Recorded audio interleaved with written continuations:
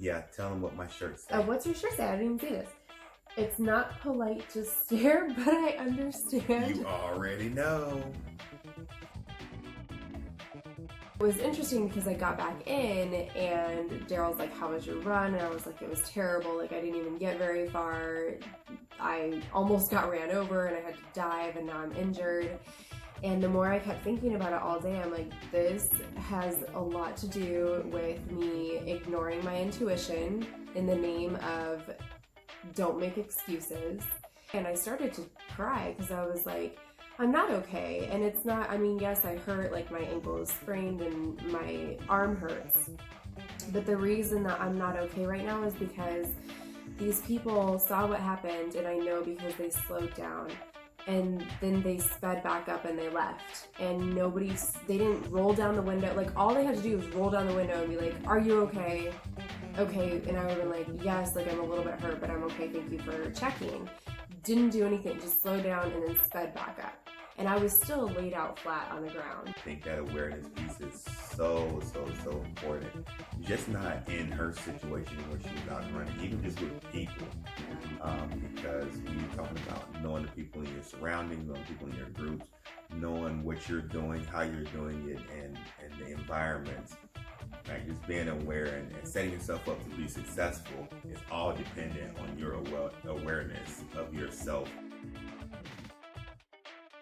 First tip, because as we talked through this and, you know, I asked Daryl, like, okay, obviously I think sometimes I'm self-aware, but I am not nearly as self-aware as I need to be, A, and B, as you.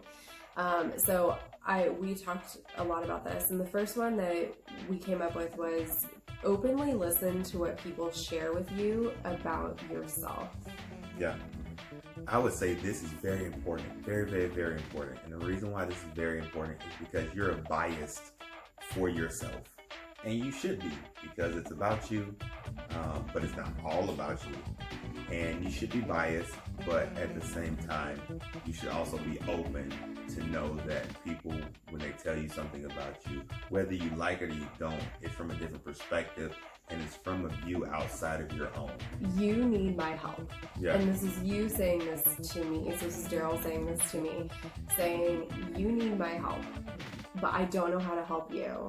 And I'm like, yes, like I need your help, but I don't really need your help.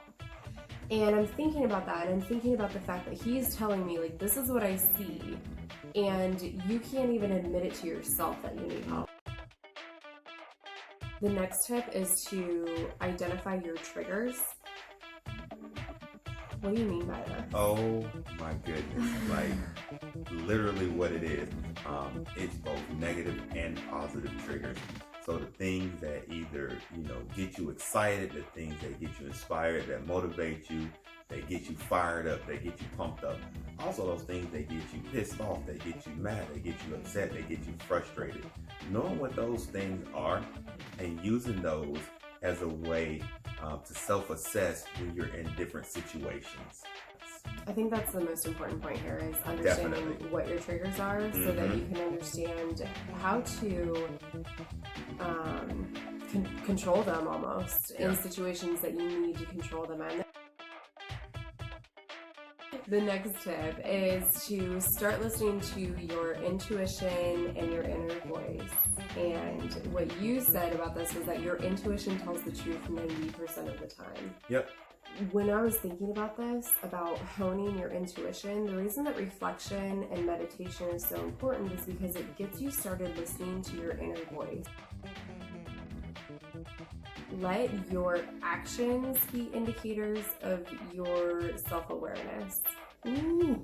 So you may not even be aware that you had those emotions or that's how you felt about something until you actually post it online, right? Yeah. I think it can really tell the story of what you were feeling. And I think that, so this is another one, but how you treat people. Oh, goodness, yes. And I think that people are not always aware of how they're treating people. And then if they become aware, there's always some, like, if it's negative, there's a defense, like, well, I'm having a bad day, and so I'm justified to treat somebody like this. And so understand yourself, like think back to the way you're treating people, or think back to what you may be wearing on your face if you're very expressive like That's I something am. to be self-aware of, your facial expressions. Yes.